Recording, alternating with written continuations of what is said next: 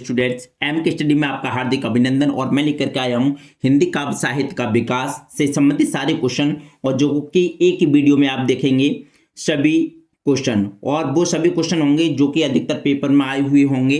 तो देखिए, सबसे पहला क्वेश्चन हमारा हिंदी साहित्य के आदिकाल के लिए सिद्ध सामंत काल के का नाम दिया था। तो देखिए, सिद्ध सामंत काल का जो नाम दिया था, तो देखिए इसमें चार ऑप्शन है। राहुल सांकरतन ने, रामचंद्र शुक्ल ने, राम कुमार वर्मा ने, या फिर डॉक्टर नगेंद्र ने।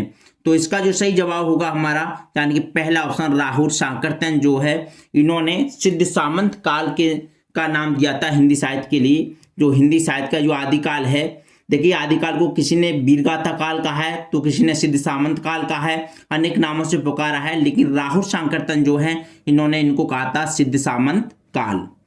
उसके पश्चात दूसरा क्वेश्चन हमारा वीरगाथा की विशेषता है। तो वीरगाथा काल की विशेषता है, पहले मैं बता चुका हूं, डिंगल पिंगल भाषाओं का प्रयोग है, युद्धों का सजीव चित्रण वर्णन है। तो बहुत सारी पहली वाली वीडियो में जो आपने देखी होंगी, जो बनाया था मैंने, यानी कि इसमें देखिए ऑप्शन है आपका युद्धों का सजीव चित्रण, यानी कि दो का गा बिल्कुल हमारा सही जवाब होगा। ठीक है, तो दो का गा हमारा सही जवाब। इसके बाद में देखते हैं आदिकाल का वीरगाथा काल नामकरण किया, ये 2016 में भी आया था। तो किसने किया था? हजारी प्रसाद द्विवेदी ने, डॉक्टर राम कुमार वर्मा ने, या फिर आचार्य रामचंद्र शुक्ल ने, या फिर मिश्र बंधु ने। तो देखिए हमारा तीसरा ऑप्शन है, और इसका बिल्कुल सही जवाब होगा आचार्य रामचंद्र शुक्ल ने आदिकाल का वीरगाथा नामकरण किया था। उसके बाद चौथा क्वेश्चन है हमारा, मैथिली शरण गुप्त की रचना में राष्ट्र प्रेम की भावना परिलक्षित होती है।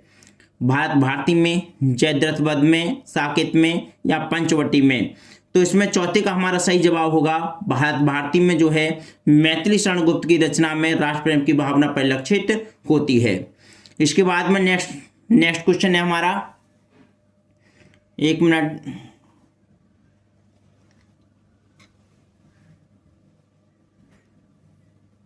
देखिए ये क्वेश्चन जो है हमारा थोड़ा सा नीचे रह गया था।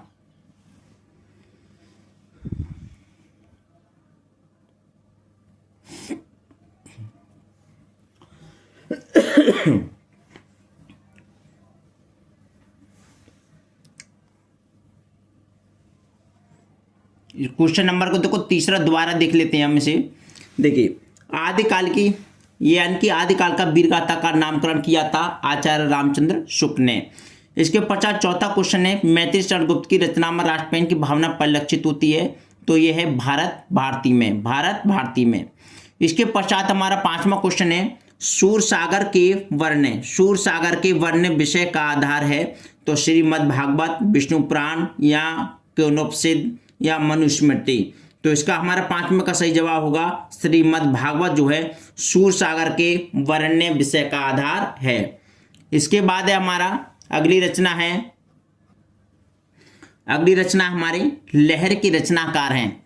तो लहर के रचनाकार जो हैं ये बताना है, चार ऑप्शन है, जयशंकर प्रसाद, गिरिजा कुमार माथुर, हरिवंश राय बच्चन, या सुमित्रा नंदन पंत। तो इसका 6 का सही जवाब होगा हमारा जयशंकर प्रसाद जो है वो लहर के रचनाकार हैं। लहर के रचनाकार जयशंकर प्रसाद जी हैं। इसके पश्चात सातवां क्वेश्चन हमारा, परमाल रासो किस काल की रचना है। तो देखिए यहाँ पर आ सकता है परमाल रासो का रचना काल है। तो आदिकाल, भक्ति काल, या रीतिकाल, या आधुनिक काल। तो देखिए 2007 में भी आया था और 2024 में भी ये क्वेश्चन आया था। तो इसका सही जवाब होगा हमारा आदिकाल, यानी रासो जितने भी ग्रंथ हैं वो सभी जो है किसमें, आदिकाल में आते हैं, अर्थात वीरगाथा काल। देखिए अगला क्वेश्चन है, प्रश्न नंबर 8 है, निम्नलिखित में से पृथ्वीराज रासो के रचनाकार कौन है। तो ये question very very very important है, पृथ्वीराज रासो के रचनाकार। और या फिर आ सकता है ये पृथ्वीराज रासो की रचना किस व्यक्ति ने की, या फिर पृथ्वीराज रासो रचना है जायसी की, मंजन की, कुतुबन की, चंद्रवरदाई की। तो ये बहुत बार बता चुके हम, जो पृथ्वीराज रासो है वो चंद्रवरदाई की रचना है, और ये क्या है, आदिकाल की रचना है। इसके पश्चात हमारा क्वेश्चन नंबर है 9, पृथ्वीराज रासो का रचना काल है। तो ये आपको कई बार बता चुके हैं, अगर आदिकाल है तो आदिकाल लगाएंगे, नहीं तो वीरगाथा काल को लगाएंगे। ठीक है, क्योंकि आदिकाल और वीरगाथा काल एक ही बात होती है। पृथ्वीराज रासो की रचना काल है वो वीरगाथा काल है। इसके बाद में अगला क्वेश्चन है हमारा, इसके बाद है एकांतवासी योगी। एकांतवासी योगी किसकी रचना है? तो देखिए एकांतवासी योगी किसकी रचना है, तो बाल मुकुंद गुप्त, श्रीधर पाठक, महावीर प्रसाद द्विवेदी, राधा कृष्ण दास। तो 10वें की रचना की हम बात करते हैं तो देखिए यहाँ पर जो ऑप्शन सही होगा हमारा श्रीधर पाठक। कौन? श्रीधर पाठक जो है एकांतवासी योगी, इनकी रचना है श्रीधर पाठक की। इसके बाद में बीसल देव रासो, देखिए रासो वाली रचना ये भी आ गई। तो बीसल देव रासो यानी कि रासो ग्रंथ जो वो आदिकाल के हैं। और ये देखिए 4 ऑप्शन इसमें, देवसेन, नरपतनालय, विजयसेन सूरी और जिनदत्त सूरी।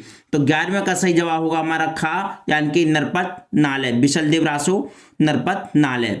उसके बाद है देखिए परमाल रासो। परमाल रासो के रचयिता हैं तो देखिए इसमें नरपतनालय, दलपत विजय और भटकेश्वर और जगनिक। तो 12वें का सही जवाब होगा हमारा, यानी कि जगनिक जो है परमाल रासो के रचयिता है। परमाल रासो के कौन है? जगनिक। ठीक, अब देखिए क्वेश्चन नंबर 13 है हमारा, अमीर खुसरो कवि हैं। तो अमीर खुसरो आदिकाल के, भक्ति काल के, या रीतिकाल के, या आधुनिक काल के। तो अमीर खुसरो को बताना है किस काल के कवि हैं। तो इसका जो सही जवाब होगा यानी कि आदिकाल। अमीर खुसरो जो हैं वो आदिकाल के कवि हैं। किसके? आदिकाल के। इसके बाद में निज भाषा उन्नत है, सब उन्नति को मूल, किसकी पंक्ति हैं? तो देखिए प्रताप नारायण मिश्र, प्रेमघन, महावीर प्रसाद द्विवेदी, भारतेंदु हरिश्चंद्र। ये वेरी इंपोर्टेंट रचना है। तो देखिए ये है हमारी भारतेंदु हरिश्चंद्र की रचना है। निज भाषा उन्नत है, सब उन्नत को मूल, ये भारतेंदु हरिश्चंद्र की ये यानी पंक्तियां हैं। ठीक है। जय मयंक जस चंद्रिका, जय मयंक जस चंद्रिका की रचिता है। तो देखिए भटकेश्वर, भट्ट केदार और नरपतनालय, मधुकर कवि, विद्यापति। तो 15 का सही जवाब जो होगा हमारा वो होगा गा। 15 का गा, यानी कि मधुकर कवि। जय मयंक जस चंद्रिका के रचनाकार कौन है? मधुकर कवि, ये इनके रचनाकार हैं। अब क्वेश्चन नंबर देखेंगे 16, आल्हा खंड का दूसरा नाम क्या है? तो देखिए आल्हा खंड का दूसरा नाम बताना है आपको। बीसल देव रासो, परमाल रासो, खुमान रासो और हमारा हमी रासो। तो इसका सही जवाब होगा हमारा, यानी कि परमाल रासो जो है इसको आल्हा खंड के नाम से भी जाना जाता है। आल्हा खंड के नाम से परमाल रासो को जाना जाता है। इसके पश्चात 17वां क्वेश्चन है हमारा, आदिकाल का एक अन्य नाम। तो आपको कई बार बता चुका हूं, लेकिन अलग और बताना। एक तो वीरगाथा काल हो गया, लेकिन इसमें वीरगाथा काल 4 ऑप्शन में नहीं है। तो इसमें एक में स्वर्ण युग है, सिद्ध सामंत काल है, अभी पढ़ा था हमने, और श्रृंगार काल है और भक्ति काल है। और आप सब समझ गए होंगे क्योंकि थोड़ी देर पहले ही पढ़ा है कि आदिकाल को सिद्ध सामंत काल के नाम से भी जाना जाता है। और जो सिद्ध सामंत काल है अभी बिल्कुल पढ़ा था। तो सिद्ध सामंत काल को देखिए किसने कहा था सिद्ध सामंत काल? तो अभी ये क्वेश्चन अभी बताया था, आप कमेंट में जरूर बताएं। ठीक है। इसके बाद में खुमान रासो किसकी रचना है? खुमान रासो के रचयिता कौन है? तो देखिए खुमान रासो, इसमें देखिए 4 ऑप्शन है हमारे, जगनिक, नरपतनालय और दलपत विजय और इसके बाद है भटकेश्वर। ठीक है। तो आपको इनमें से सही जवाब बताना है। जो खुमान रासो जो रचना है वो किसकी ये रचना है? तो खुमान रासो जो रचना है हमारी दलपत विजय की रचना है। किसकी रचना है? दलपत विजय की, खुमान रासो। अब देखो 19वीं रचना है, भारत 12 मासा। भारत 12 मासा किसकी कविताओं का संकलन है? तो भारत 12 मासा किसकी कविताओं का संकलन है? तो इसमें 4 ऑप्शन है, प्रताप नारायण मिश्र, प्रेमघन, भारतेंदु हरिश्चंद्र, राधा कृष्ण दास। तो इसका जो सही जवाब होगा, जो राधा कृष्ण दास जी हैं वो भारत 12 मासा के का संकलन किया था इन्होंने। यानी भारत 12 मासा के जो कवि हैं वो कौन है? राधा कृष्ण दास। इसके बाद में आती हमारी नेक्स्ट रचना आती है 20वीं, आदिकाल के रचनाकार हैं। यानी आदिकाल के भी रचनाकार हैं। तो आदिकाल के रचनाकार कौन है? नरपतनालय, अयोध्या सिंह उपाध्याय हरिऔध, केशवदास या फिर नावादास। आपको सही जवाब बताना है। तो आदिकाल के जो रचनाकार हैं वो नरपतनालय हैं। कौन है? नरपतनालय। उसके बाद में क्वेश्चन नंबर 21 है हमारा, हिंदी साहित्य का प्रथम कवि। वेरी वेरी वेरी इंपोर्टेंट है ये, वेरी वेरी इंपोर्टेंट रचना है। हिंदी साहित्य का प्रथम कवि माना जाता है देखिए, या फिर आ सकता है हिंदी के प्रथम कवि के रूप में मान है, ये आपको क्वेश्चन बताना है। तो इसका सही जवाब देंगे आप। देखिए, इसमें गोरखनाथ, चंद्रवरदाई, जगनिक और सरहपा, तो ये हैं। और इसका सही जवाब होगा हिंदी साहित्य के प्रथम कवि सरहपा को माना जाता है। किससे माना जाता है? सरहपा को। ठीक, उसके बाद में 22वां क्वेश्चन है चंद्रवरदाई की रचना। चंद्रवरदाई की रचना है, तो देखिए इसमें 4 ऑप्शन है, पृथ्वीराज रासो, राउलवेल, खोमान रासो, जयमयंक, जयचंद्र का। तो 22 का सही जवाब होगा हमारा जो चंद्रवरदाई की रचना की किसकी है? पृथ्वीराज रासो। अब देखो क्वेश्चन नंबर 23 है हमारा, हिंदी साहित्य के आदिकाल के लिए, हिंदी साहित्य के आदिकाल के लिए बीजोपन काल। देखिए वेरी इंपोर्टेंट क्वेश्चन है, ध्यान रखें। 15 में, 16 में, 18 में डायरेक्ट आया था ये, और ये क्वेश्चन बहुत आता है। तो आदिकाल के लिए बीजोपन काल के नाम दिया था, तो ये किसने दिया था? इसमें 4 ऑप्शन है, रामचंद्र शुक्ल ने, डॉक्टर रामकुमार वर्मा ने, आचार्य महावीर प्रसाद द्विवेदी ने, यहाँ पे डॉक्टर मोहन अवस्थी ने। तो आपको सही जवाब बताना है। को इसका जो सही जवाब होगा आचार्य महावीर प्रसाद द्विवेदी ने। किसने? आचार्य महावीर प्रसाद द्विवेदी ने आदिकाल को बीजोपन काल का नाम दिया। आदिकाल को बीजोपन काल का नाम दिया था आचार्य महावीर प्रसाद द्विवेदी ने।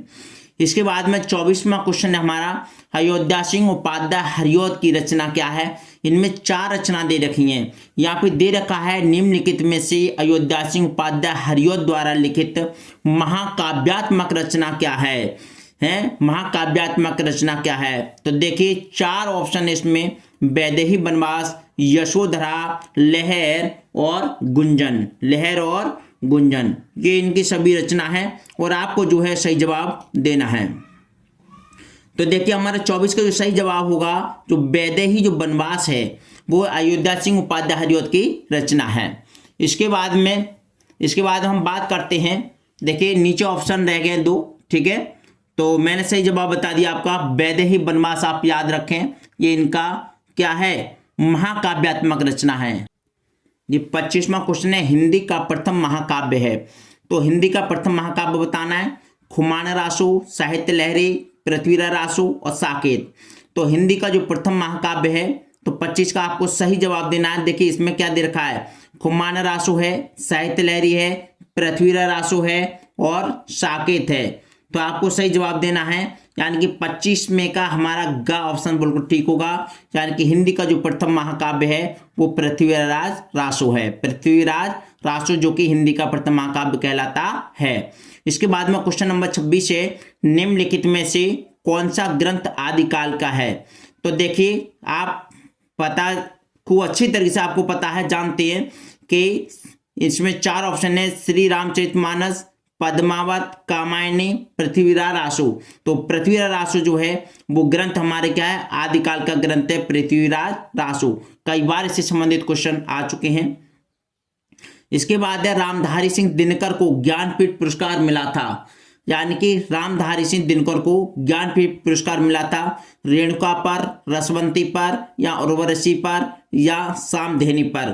तो इसका जो सही जवाब देना आपको, जो रामधारी सिंह जो दिनकर हैं और इनको ज्ञानपीठ पुरस्कार जो मिला था वो उर्वशी पर मिला था। किस पर मिला था? उर्वशी रचना पर मिला था ज्ञानपीठ पुरस्कार।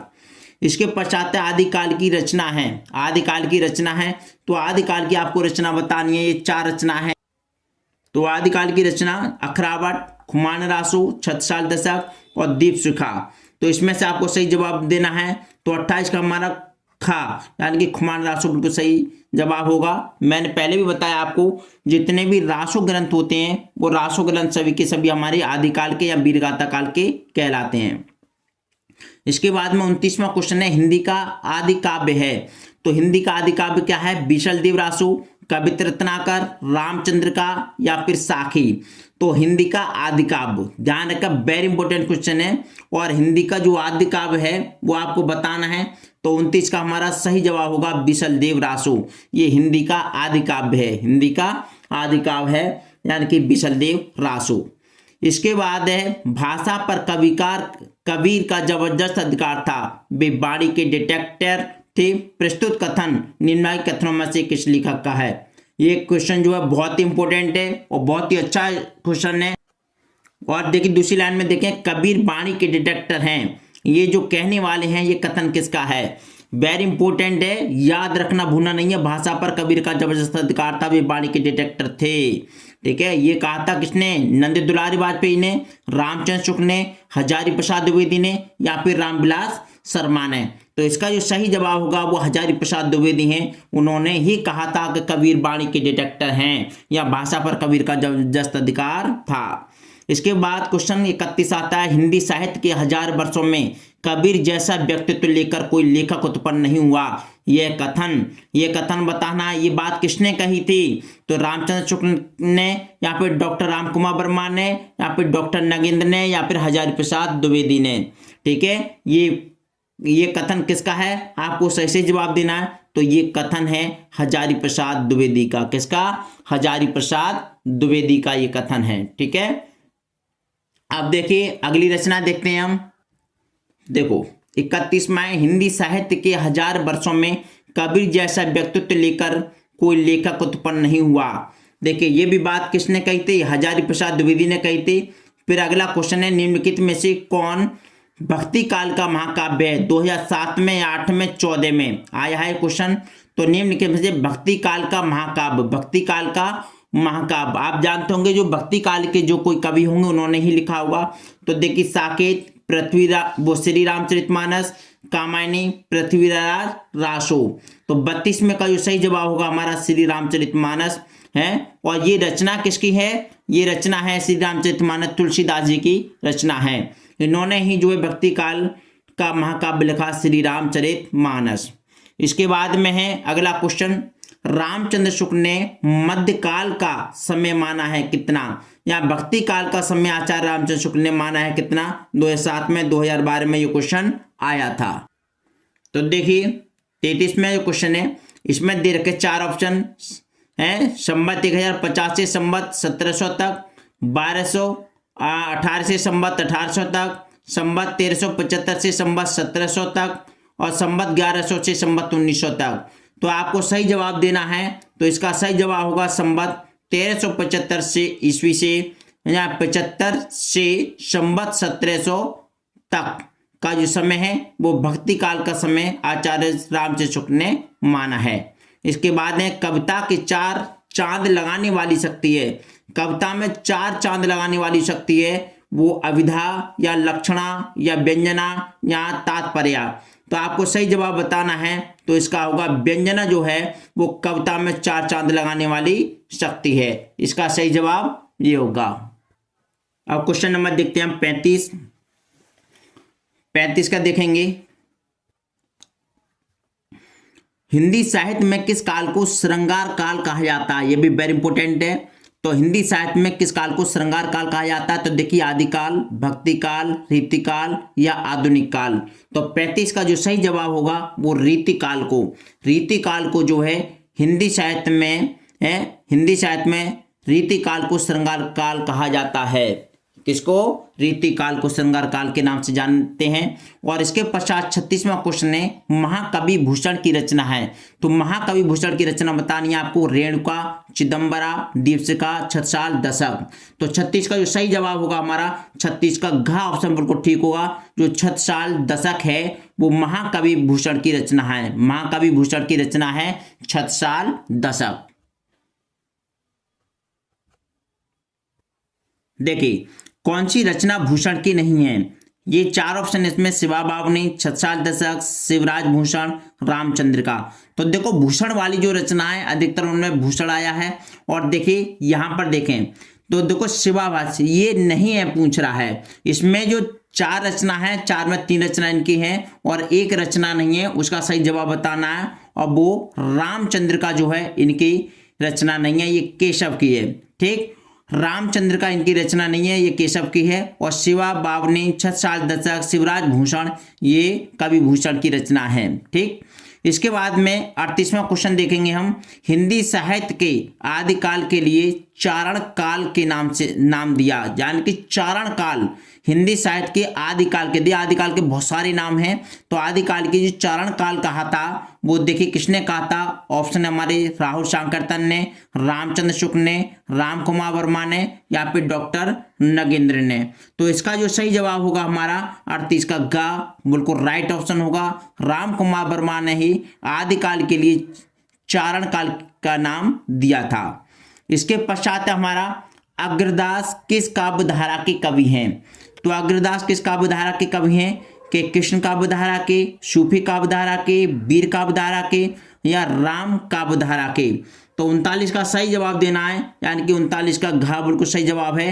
राम काव्य धारा के जो है अग्रदास जी कवि हैं। ठीक, आप देखिए उसके पश्चात देखते हैं हम नेक्स्ट क्वेश्चन। आपसे बस इतनी रिक्वेस्ट है कि आप चैनल को जो है अगर सब्सक्राइब नहीं किया तो सब्सक्राइब करें और वीडियो को लाइक करें और कमेंट भी करें। ठीक है, ज़्यादा से ज़्यादा मुझे उम्मीद है कि आप वीडियो को जल्दी से जल्दी लाइक करेंगे, क्योंकि लाइक करने में कोई पैसा खर्च नहीं होता है, लेकिन लाइक करने से जो है हमें जो है मोटिवेट मिलता है। और मोटिवेट के साथ में अगर आप चैनल को सब्सक्राइब और नोटिफिकेशन बेल ऑन कर लेते हैं तो इसका मतलब है जो भी वीडियो डालेंगे तुरंत नोटिफिकेशन आपके पास पहुंचेगा। अब उसके पश्चात हमारा 39वां अग्रदास ये हो गया। अब 40वां क्वेश्चन देखेंगे, मैत्री शरण गुप्त किस युग के कवि हैं। तो देखिए मैत्री शरण गुप्त जो कवि हैं वो बताना है आपको कि शुक्ल युग के, या छायावाद युग के, या द्विवेदी युग के, या छायावादोत्तर युग के। तो आपका सही जवाब जो होगा 40 का होगा ख ऑप्शन, यानी कि मैत्री शरण गुप्त हैं वो द्विवेदी युग के कवि हैं। किसके? द्विवेदी युग के।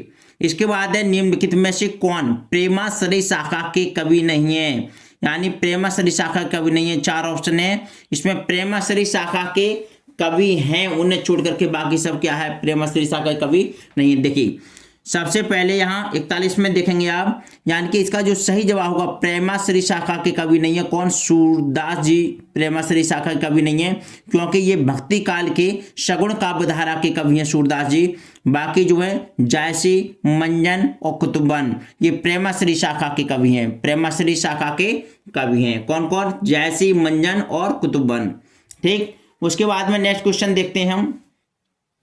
नेक्स्ट क्वेश्चन होगा हमारा क्वेश्चन नंबर 42 है, धर्म के प्रति अनास्था, धर्म के प्रति अनास्था तथा शोषण वर्ग के प्रति घृणा किस वाद की प्रमुख विशेषता है। यानी धर्म के प्रति क्या है? अनास्था, तथा शोषक वर्ग के प्रति घृणा किस बात की प्रमुख विशेषता है, ये बताना है आपको। छायावाद की, प्रगतिवाद की, या प्रयोगवाद की, या फिर नई कविता की।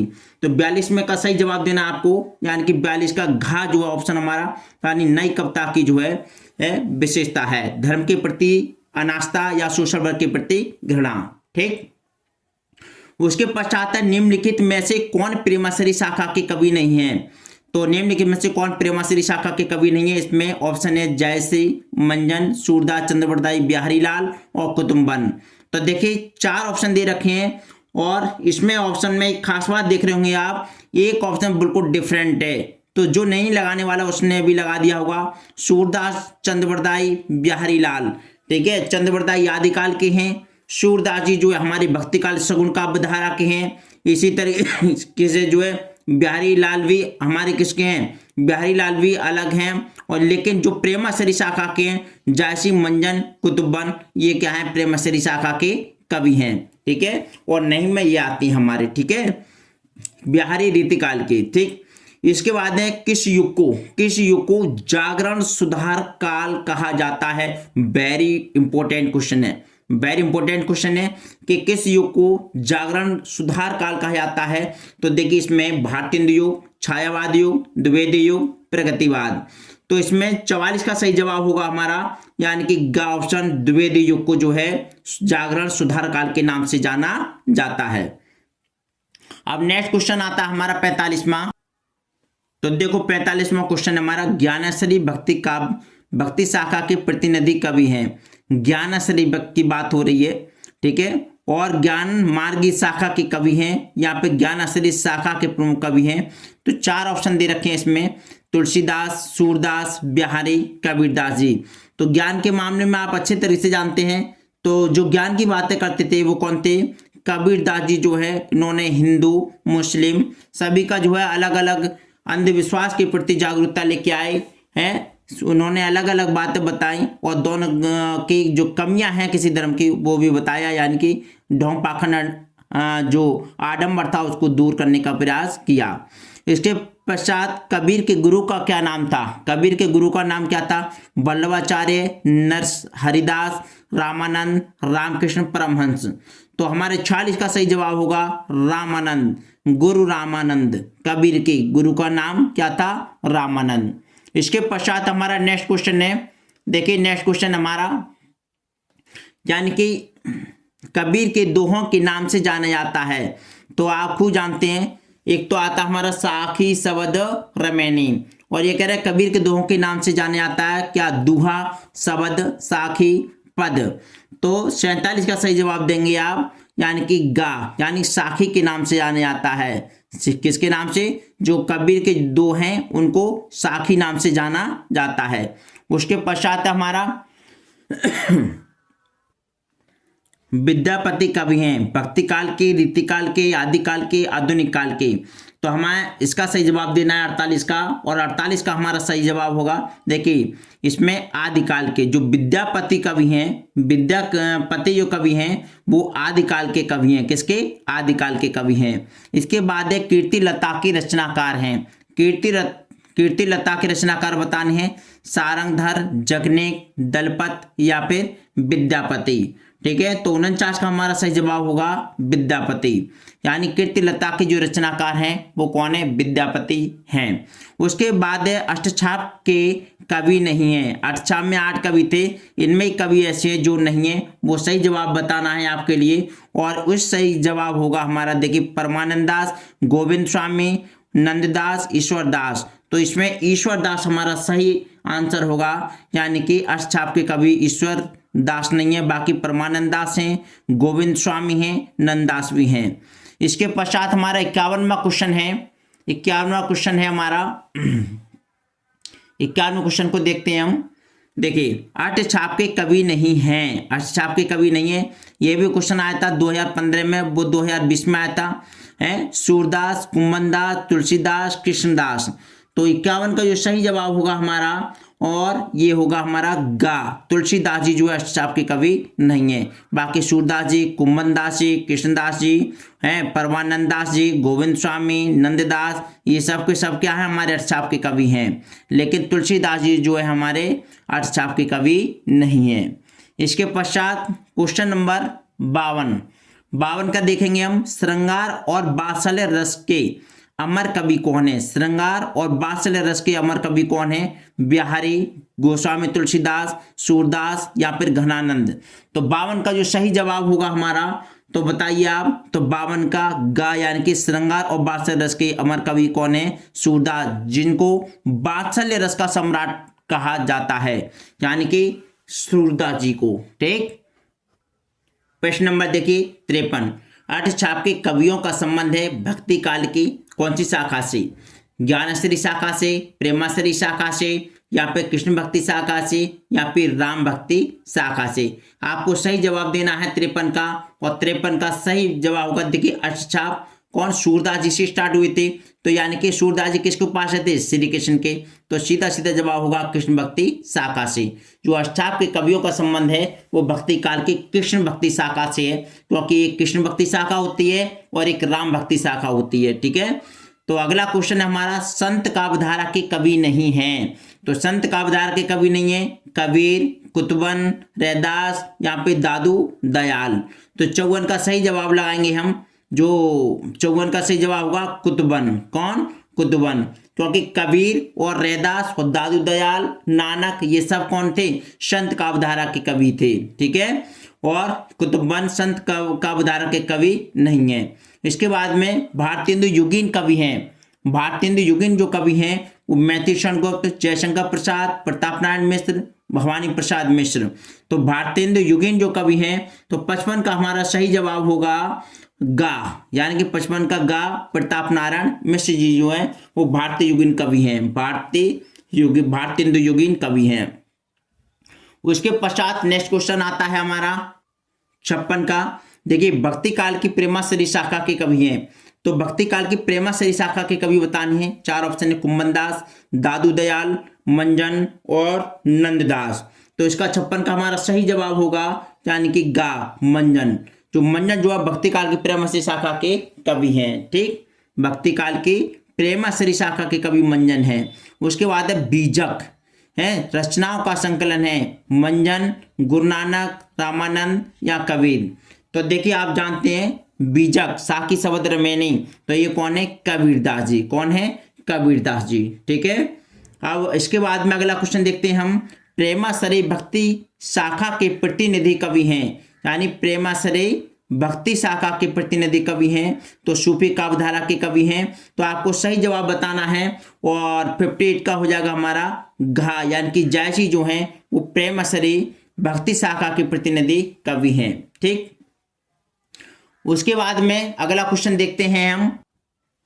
देखिए अगला क्वेश्चन है, निम्नलिखित में से कौन सी कृति भक्ति काल की है।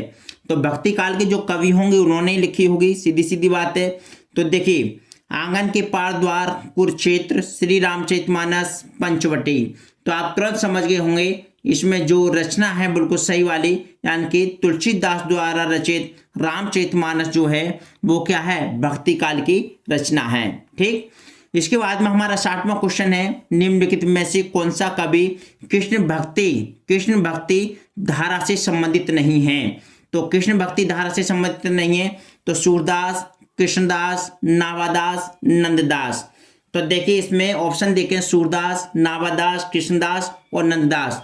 तो 60 का जो सही जवाब होगा हमारा यानी कि खा जो है नावादास जी, जो कृष्ण भक्ति धारा से संबंधित नहीं है, क्योंकि सूरदास जी और कृष्णदास जी और नंददास जी ये तीनों जो है हमारी कृष्ण भक्ति धारा से संबंधित कवि हैं। ठीक, अब 61वां क्वेश्चन है हमारा। देखिए राम भक्ति शाखा से संबंधित हैं कुंभनदास, परमानंद दास, नावादास या चतुर्भुज दास। तो 61 का सही जवाब होगा हमारा जो नावादास जी जो हैं वो राम भक्ति शाखा से संबंधित हैं। किससे, नावादास जी जो किससे हैं, राम भक्ति शाखा से संबंधित हैं। इसके बाद है कृष्ण भक्ति शाखा से संबंधित हैं, तो अग्रदास, ईश्वरदास, नंददास, नावादास। तो कृष्ण भक्ति शाखा से संबंधित जो है हमारे वो कौन है, 62 का सही जवाब होगा हमारा यानी कि खा। क्या होगा, खा। जो कृष्ण भक्ति शाखा से संबंधित हैं वो नंददास जी हैं। किसे, नंददास जी। देखिए नंददास जी और ये नावादास है वो राम भक्ति शाखा के हैं और नंददास है वो कृष्ण भक्ति शाखा के हैं, याद रखना। इसके बाद में हमारा 63वां क्वेश्चन है, निम्नलिखित में से कवितावली के रचनाकार कौन है। कवितावली के रचनाकार बताना है। तो मैंने आपको पहले भी बताया था कि रामलला नेचू, बैराग संदीप ने कवितावली, दोहावली, पार्वती मंगल, जानकी मंगल, ये सारी की सारी जो रचना है वो तुलसीदास की रचना है। किसकी, तुलसीदास जी की रचना है। ठीक है, इसके बाद अगला क्वेश्चन देखते हैं। 64वां क्वेश्चन है, निम्नलिखित में से कौन सा कवि राम भक्ति शाखा से संबंधित नहीं है। तो देखिए तुलसीदास आप जानते हो अच्छी तरह से, ये तुलसीदास ने पूरे रामचरितमानस ये तमाम ग्रंथ लिखे। नंददास हैं, नंददास जो है आप इनको जानते हैं, यानी ये क्या है, कृष्ण भक्ति शाखा से संबंधित हैं। और अग्रदास ये राम भक्ति शाखा से, नावादास भी राम भक्ति शाखा से। तो नंददास की बात करें तो नंददास जी जो है कृष्ण भक्ति शाखा से संबंधित हैं। तो इसमें पूछ रहा है कि कौन सा कवि राम भक्ति धारा से संबंधित नहीं है। तो नंददास जो है वो किसे, कृष्ण भक्ति धारा से संबंधित हैं, इसलिए ये नहीं है। तो 64 का हो जाएगा हमारा खा। 64 का सही जवाब होगा खा। इसके बाद में साहित्य लहरी रचना है साहित्य लहरी, सूर सारावली है, सूर पचीसी और या फिर साहित्य लहरी के रचनाकार कौन है। तो आपको पता है ये सब सूर सागर, सूर सारावली, सूर साहित्य लहरी, तो इनके हैं हमारे सूरदास जी हैं। कौन है, सूरदास जी। ठीक, साहित्य लहरी के रचनाकार। तो 65 का आपका सही जवाब हो गया यानी कि ऑप्शन नंबर गा, सूरदास जी। अब अगला क्वेश्चन देखते हैं हम, यानी कि 66वां क्वेश्चन देखते हैं। 66वां क्वेश्चन है हमारा, रस मंजरी के रचनाकार हैं। तो रस मंजरी के रचनाकार हैं कुंभनदास, अग्रदास, नंददास और हृदयराम। तो 66 का हमारा सही जवाब होगा 66 का गा यानी कि नंददास। कौन, नंददास। नंददास जी जो है वो रस मंजरी के रचनाकार हैं। किसके, रसमंजरी के रचनाकार हैं। इसके पश्चात हमारा नेक्स्ट क्वेश्चन है, कृष्ण भक्ति शाखा के प्रतिनिधि कवि हैं। कृष्ण भक्ति शाखा के जो प्रतिनिधि कवि हैं वो कबीरदास जी, सूरदास जी, रैदास जी या फिर नावादास जी। तो सड़सठ का आपको पता ही है खूब अच्छे तरह से, इसका जवाब होगा हमारा खा, जो कि इन्होंने सूरदास की बाल लीलाओं का, उनके लीलाओं का बहुत सुंदर मार्मिक वर्णन किया है। कौन? किसने? सूरदास जी ने। कृष्ण भक्ति शाखा के और अर्थछाप के कवि माने जाते हैं सूरदास जी, और वात्सल्य रस के सम्राट भी इनको कहा जाता है। इसके बाद है हमारा नेक्स्ट क्वेश्चन है हमारा, देखिए क्वेश्चन थोड़ा नीचे रह गया था, इसको देख लेना। कृष्ण भक्ति शाखा के प्रतिनिधि कवि कौन? सूरदास जी हैं। ठीक, और देखिए अगला क्वेश्चन हमारा 68 का झांसी का पद्मावत किस भाषा में लिखा गया है। ये भी क्वेश्चन बहुत बार आया है। ये झांसी का पद्मावत जो है इसकी भाषा पूछ ली जाती है, तो 2008 में और 13 में आया था। ये तो 68 का जो हमारा खा यानी कि अवधी भाषा में, जो झांसी का जो पद्मावत है वो अवधी भाषा में लिखा गया था। अब देखिए 69 है हमारा, महाभारत के शांति पर्व के कथानक पर आधारित दिनकर की काव्य कृति क्या है। देखिए रेणुका, कुरुक्षेत्र, सामधेनी या हारे को हरिनाम। तो 69 का सही जवाब होगा कुरुक्षेत्र। जो कुरुक्षेत्र जो है महाभारत के शांति पर्व के कथानक पर आधारित दिनकर की काव्य कृति है। इसके बाद में 17वां है हमारे, देखिए छायावादोत्तर काल के कवि हैं। तो छायावादोत्तर काल के कवि होता है, छायावादोत्तर को शुक्लोत्तर के नाम से भी जाना जाता है। तो देखिए जगन्नाथ दास रत्नाकर, सूर्यकांत त्रिपाठी निराला, सच्चिदानंद हीरानंद बादशाहनगे या मैथिलीशरण गुप्त। तो हमारा 70 का सही जवाब होगा यानी कि गा, सच्चिदानंद हीरानंद बादशाहनगे हैं जो कि छायावादोत्तर काल के कवि हैं। इसके बाद में नेक्स्ट क्वेश्चन है हमारा 71, निम्नलिखित में से रीतिकाल कवि कौन सा है, यानी मीराबाई, रसखान, घनानंद या मैथिलीशरण गुप्त। तो ये रीतिकाल कवि कौन सा है ये बताना है आपके लिए। ठीक है, तो रीतिकाल कवि हमारा 71 का पूरा गा क्वेश्चन हमारा सही होगा, गा ऑप्शन सही होगा, यानी कि मीराबाई ये भक्ति काल की, रसखान भक्ति काल के जो कि श्री कृष्ण काव्यधारा के कवि हैं। ठीक है, लेकिन घनानंद जो है हमारे रीतिकाल कवि हैं, रीतिकालीन कवि बताना है तो हमारे कौन है? घनानंद। इसके पश्चात क्वेश्चन है हमारा, निम्नांकित में राम भक्ति शाखा के कवि कौन नहीं है, नहीं बताना है कौन नहीं है। तो तुलसीदास, ये तो आपको पता है कि राम भक्ति शाखा के कवि हैं। तो तुलसीदास, अग्रदास, चतुर्भुजदास, नावादास, पीछे इनके बारे में पढ़ चुके हैं हम। और इसका 72 का सही जवाब होगा हमारा कि खा, जो है चतुर्भुजदास जो है ये किसके? राम भक्ति शाखा के कवि नहीं है। ठीक है, उसके पश्चात हमारा हालावाद का प्रवर्तक किसे माना जाता है। तो देखिए माध्यमिक शिक्षा परिषद पाठ्य पुस्तक की पाठ से लिया गया है, एनसीईआरटी का है, और इसमें 4 ऑप्शन है, रामधारी सिंह दिनकर, नरेंद्र वर्मा, गोपाल सिंह नेपाली और हरिवंश राय बच्चन। तो हालावाद के हमारे हरिवंश राय बच्चन। 73 का हमारा सही विकल्प हो जाएगा घा। ठीक, अब देखिए अगला क्वेश्चन है हमारा, यानी कि सूकर खेत नामक स्थान संबंधित है कबीरदास से, नंददास से, तुलसीदास से या सूरदास से। तो 74 का सही जवाब देंगे हम, 74 का गा ऑप्शन बिल्कुल सही होगा हमारा। सूकर खेत जो है नामक स्थान संबंधित है तुलसीदास से संबंधित है। किससे? तुलसीदास से संबंधित है। ठीक, अब देखो 75, विनय पत्रिका किस काल की रचना है। तो विनय पत्रिका जो है ये भक्ति काल की रचना है। किसकी? देखिए आदिकाल, रीतिकाल, भक्तिकाल, आधुनिक काल। तो विनय पत्रिका रामलाला लच्छू, बैराग संदीपनी तमाम रचना लिखी थी तुलसीदास जी ने। तो 75 का सही जवाब हो जाएगा हमारा खा, भक्ति काल। गोस्वामी तुलसीदास रचित विनय पत्रिका की भाषा है, विनय पत्रिका की जो भाषा बतानी है वो क्या है, या विनय पत्रिका किस भाषा में की कृति है। तो किस भाषा की कृति आपको बताना है। इसमें 4 ऑप्शन है, अवधी, ब्रज, मैथिली या खड़ी बोली। तो 76 का सही जवाब होगा हमारा ब्रज। जो विनय पत्रिका है वो जो है ब्रज भाषा की कृति है, ब्रज भाषा की रचना है। उसके बाद में नेक्स्ट क्वेश्चन है हमारा 77, विनय पत्रिका के रचयिता या रचनाकार हैं। तो विनय पत्रिका के रचयिता या रचनाकार तुलसीदास, अग्रदास, नावादास या चतुर्भुजदास। तो 77 का सही जवाब देना आपके लिए।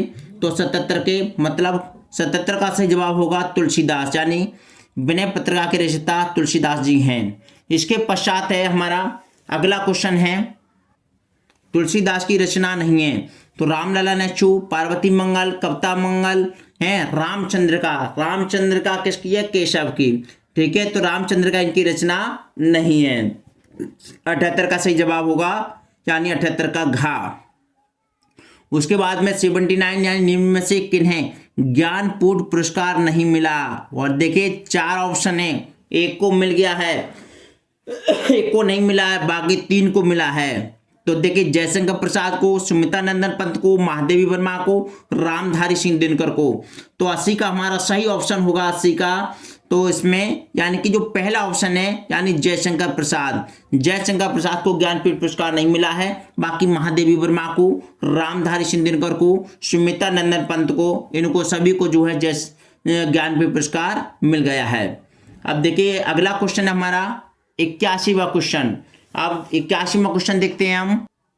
81वां क्वेश्चन है हमारा, देखिए जयशंकर प्रसाद द्वारा ब्रज भाषा में रचित काव्य संग्रह है। तो जयशंकर प्रसाद द्वारा है ब्रज भाषा की बात कर रहा है, तो ब्रज भाषा में रचित काव्य संग्रह बताना है। चित्राधार, कामायनी, लहर, आंसू। ठीक है, तो 81 का हमारा सही जवाब जो होगा वो बताना आपके लिए। तो इसका पहला ही ऑप्शन यानी कि चित्राधार जो है, जयशंकर प्रसाद द्वारा ब्रज भाषा में रचित काव्य संग्रह है चित्राधार। ठीक है, उसके पश्चात हमारा 82 यानी भक्ति आंदोलन का श्रेय जाता है। भक्ति आंदोलन का श्रेय किससे जाता है ये आपको बताना है। तो देखिए वल्लभाचार्य को, शंकराचार्य को, या फिर रामानुजाचार्य को, या निम्बार्काचार्य को। तो सही जवाब बताना है आपको 82 का ऑप्शन बिल्कुल सही होगा, वल्लभाचार्य को। किसको? वल्लभाचार्य को भक्ति आंदोलन का श्रेय जाता है। उसके पश्चात क्वेश्चन नंबर हमारा 83 है, हिंदी साहित्य के किस काल को पूर्व मध्य काल कहा जाता है? यानी कि हिंदी साहित्य के किस काल को पूर्व मध्य काल कहा जाता है? तो आदिकाल को, भक्ति काल को, रीति काल को, आधुनिक काल को। तो आपके लिए इसका 83 का सही जवाब बताना है। तो 83 का ऑप्शन होगा हमारा खा, यानी भक्ति काल को पूर्व मध्य काल के नाम से जाना जाता है। ठीक, और इसके पश्चात अगली रचना आती है हमारी 84वां क्वेश्चन है हमारा। देखिए अमीर खुसरो की रचना है, इसमें बतानी है 4 रचना है। तो अमीर खुसरो की रचना बतानी है, तो राउलवेल, खालिक वारी, पाहुड़ दोहा और या भविष्यत कहा। तो इसका 84 का हमारा सही जवाब होगा, यानी कि खालिक वारी जो है अमीर खुसरो की रचना है, खालिक वारी। ये क्वेश्चन 84 हो गए। और अभी क्वेश्चन है, हम 100 की सीरीज पूरी करेंगे, उसके बाद में रुकेंगे। ठीक है, तो मेरा यही आपसे निवेदन है कि प्लीज़ वीडियो को लाइक करते हुए चलें, कमेंट करते हुए चलें, शेयर करते हुए चलें। ठीक, और चैनल को यदि सब्सक्राइब नहीं किया है तो प्लीज़ चैनल को सब्सक्राइब करते हुए भी चलें। अब क्वेश्चन नंबर हम देखते हैं 85। देखिए 85वां क्वेश्चन है, कृष्ण काव्यधारा के कवि नहीं है। तो कृष्ण काव्यधारा के कवि नहीं है नंददास, चतुर्भुजदास, सूरदास, लालदास। तो आपके लिए इसमें तो को अच्छी तरह से याद हो गए होंगे। और ये 85 का हमारा सही जवाब होगा, जो लालदास हैं वो कृष्ण काव्यधारा के कवि नहीं है, क्योंकि नंददास, सूरदास और चतुर्भुजदास ये सभी किसके हैं? कृष्ण काव्यधारा के कवि हैं। कृष्ण काव्यधारा के कवि हैं नंददास भी, सूरदास भी और चतुर्भुजदास भी, लेकिन लालदास जो है इसके कवि नहीं है। इसके पश्चात हमारा निम्नलिखित में कृष्ण भक्ति शाखा के कवि नहीं है। तो सूरदास, नंददास, नावादास या फिर रसखान। तो 86 का आपको सही जवाब देना है, यानी कि गा ऑप्शन। नावादास जो हैं वो कृष्ण भक्ति शाखा के कवि नहीं है, ये राम भक्ति शाखा के कवि हैं। यानी सूरदास, नंददास और रसखान ये कृष्ण भक्ति शाखा के कवि हैं। कई बार क्वेश्चन रिपीट हो चुका है। इसके पश्चात में हम नेक्स्ट देखेंगे 87वां क्वेश्चन देखेंगे। 27 निम्नलिखित में से कौन सी रचना भक्ति काल में लिखी गई है? तो देखिए भक्ति काल में जो रचना लिखी गई है, तो यानी कि कामायनी, भारत भारती, साहित्य लहरी, उद्धव शतक। तो साहित्य लहरी जो रचना है वो भक्ति काल में लिखी गई है, यानी 87 का ऑप्शन होगा हमारा खा, बिल्कुल सही जवाब। अब क्वेश्चन नंबर देखिए 88 है, हिंदी साहित्य के इतिहास में निम्नलिखित में से किस काल को स्वर्ण युग कहा जाता है? तो हिंदी साहित्य के इतिहास में निम्नलिखित में से किस काल को स्वर्ण युग कहा जाता है? या फिर क्वेश्चन आ सकता है हिंदी साहित्य में किस काल को स्वर्णयुग कहा जाता है? तो रीतिकाल, आधुनिक काल, भक्ति काल या फिर आधुनिक काल। तो 88 का सही जवाब लगाएंगे आप, यानी कि गा ऑप्शन, 88 का गा ऑप्शन, यानी कि हिंदी साहित्य में किस युग को स्वर्ण युग यानी स्वर्ण युग कहते हैं हम भक्ति काल को। ठीक, अब देखिए 89 क्वेश्चन हमारा, 89 में याद करेंगे आप, और ये क्वेश्चन होगा हमारा निम्नलिखित में से कौन सा प्रेमश्री शाखा के कवि नहीं है? तो प्रेमश्री शाखा के कवि नहीं, ये बताना है आपके लिए। तो इसमें देखिए जायसी, मंजन, नंददास, कुतुम्बन। तो 89 का हमारा सही जवाब होगा, यानी कि 89 का सही जवाब क्या लाएंगे आप? गा ऑप्शन बिल्कुल ठीक होगा। जो प्रेमश्री शाखा के कवि नहीं है नंददास, बाकी जायसी, मंजन, कुतुम्बन जो है प्रेमश्री शाखा के कवि हैं। उसके पश्चात देखते हैं हम 90वां क्वेश्चन देखते हैं। देखिए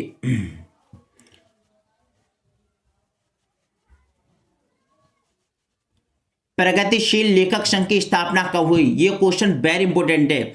यानी प्रगतिशील लेखक संघ की स्थापना, प्रगतिशील लेखक संघ की स्थापना कब हुई थी? इसमें 4 ऑप्शन हैं।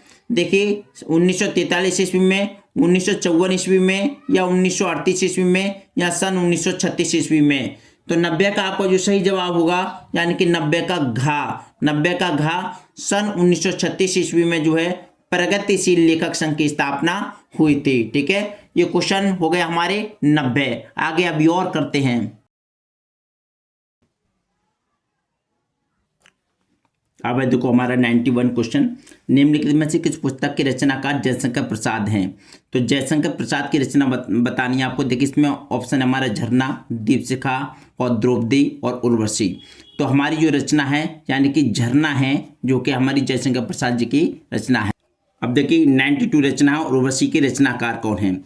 तो देखिए इसमें जो 4 विकल्प हैं, जयशंकर प्रसाद, रामधारी सिंह दिनकर और सूरदास महादेव वर्मा। तो आपको अच्छी तरह से पता है कि उर्वशी जो है वो रामधारी सिंह दिनकर जी की रचना है उर्वशी। ठीक है, उसके बाद में हमारा 93वां क्वेश्चन है। 93वें क्वेश्चन में देखिए रामधारी सिंह दिनकर किस काव्य धारा के कवि हैं? तो देखिए छायावाद, प्रयोगवाद, नई कविता, राष्ट्रीय काव्य धारा। तो आपको बता दूं कि रामधारी सिंह जो दिनकर हैं वो जो है हमारे यानी कि राष्ट्रीय काव्य धारा के कवि हैं, राष्ट्रीय काव्य धारा के कवि हैं। इसके बाद है हमारा अगला क्वेश्चन है वैदेही बनमास काव्य कृति है खंड काव्य या मुक्तक काव्य या महाकाव्य या चंपू काव्य। तो इसमें से 94 का हमारा हो जाएगा का ऑप्शन, यानी कि खंड काव्य। ठीक है, उसके बाद में 95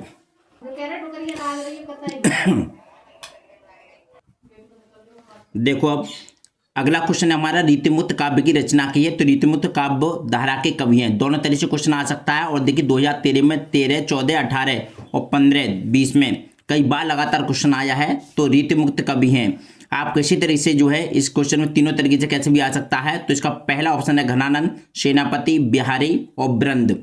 तो इसका हमारा जो सही जवाब होगा यानी कि घनानंद जो है हमारे रीतिमुक्त कवि हैं। इसके बाद है हमारा नेक्स्ट क्वेश्चन है हमारा रीति सिद्ध काव्य धारा के प्रतिनिधि कवि हैं। तो देखिए इसमें ऑप्शन है घनानंद, बिहारी, बोधा और आलम। तो इसका सही जवाब होगा हमारा 96 का।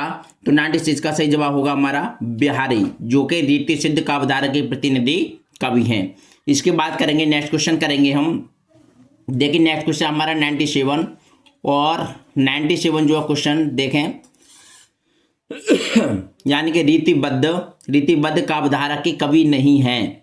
तो रीतिबद्ध काव्य धारा के कवि नहीं है जसवंत सिंह, याकूब खां, दलपत राय, बंशीधर, घनानंद। तो 97 का सही क्वेश्चन हो जाएगा हमारा घा, यानी कि घनानंद। रीतिबद्ध काव्य धारा के कवि नहीं है घनानंद, और रीतिबद्ध काव्य धारा के कवि हैं जसवंत सिंह, दलपत राय, बंशीधर और याकूब खां।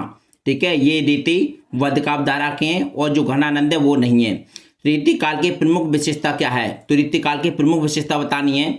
तो रीति काल की प्रमुख विशेषता देखिए प्रकृति चित्रण, ईश्वर वंदना, युद्धों का सजीव वर्णन और मुक्तक काव्य रचना। तो 98 का हमारा सही जवाब होगा यानी कि घा मुक्तक काव्य रचना, यानी रीति काल की प्रमुख विशेषता है। इसके बाद में 99 क्वेश्चन है रीति काल की सर्वाधिक महत्वपूर्ण प्रवृत्ति है। तो रीति काल की महत्वपूर्ण प्रवृत्ति जो है इसमें देखिए 4 ऑप्शन है हमारे राज प्रशस्ति, श्रृंगारिकता, रीति निरूपकता और नीति। तो इसका सही जवाब होगा हमारा श्रृंगारिकता जो है रीति काल की सर्वाधिक महत्वपूर्ण कृति है। उसके बाद देखेंगे हम 100 क्वेश्चन, या निम्नलिखित में से किस काव्य कृति पर भारतीय ज्ञानपीठ पुरस्कार नहीं मिला है। देखिए ये सभी जो यहाँ पर जो काव्य कृति हैं मतलब जो रचना है इन पर सभी पर जो पुरस्कार मिला है, लेकिन एक पर नहीं मिला है, और जिस पर नहीं मिला वो बताना है। देखिए प्रिय प्रवाह जो रचना है इस पर भारतीय ज्ञानपीठ पुरस्कार नहीं मिला है, बाकी चिदम्बरा पर, उर्वशी पर और कितनी नावों में कितनी बार, इन पर सभी पर क्या मिल गया है, इन पर भारतीय ज्ञानपीठ पुरस्कार मिल गया है। लेकिन जो प्रिय प्रवास है इन पर यानी कि भारतीय ज्ञानपीठ पुरस्कार नहीं मिला है। ये थी हमारी 100 की सीरीज, और 100 की सीरीज में ये सभी रचना वेरी इंपॉर्टेंट हैं और इनको एक बार देख लेना ध्यान से। अगर वीडियो पसंद आई हो तो प्लीज वीडियो को लाइक कीजिए, कमेंट कीजिए, शेयर कीजिए, ठीक है। और आप जो है इनका एक बार रिवीजन नहीं बल्कि 2 बार रिवीजन कीजिए, जिससे कि आपको दोबारा से याद करने की जरूरत ना पड़े और आप अच्छे से अच्छे नंबर लेके आए। Best of luck. Thank you so much for watching this video. नमस्कार।